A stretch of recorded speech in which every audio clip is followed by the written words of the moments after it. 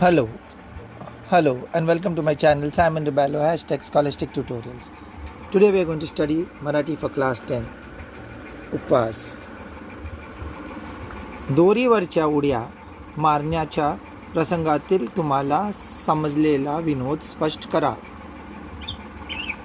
उपवास हा पाठ लेखक पु ल देशपांडे यांनी लिहिलेली आहे. या पाठात लेखक डायटिंगसाठी विविध प्रकारचे सुचवलेले सूचना व प्रयोग करत असताना घडलेले दृश्य स्पष्ट करत आहेत. सध्या दोरीवर उड्या मारण्याचा प्रयास करत असताना घडलेल्या घटना व गमती व्यक्त करत आहे.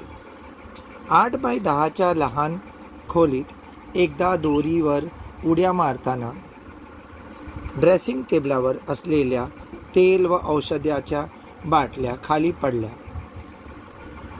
व दुसऱ्या वेळी दोरी शेजारच्या आचार्य बर्वे यांच्या गळ्यात अडकली.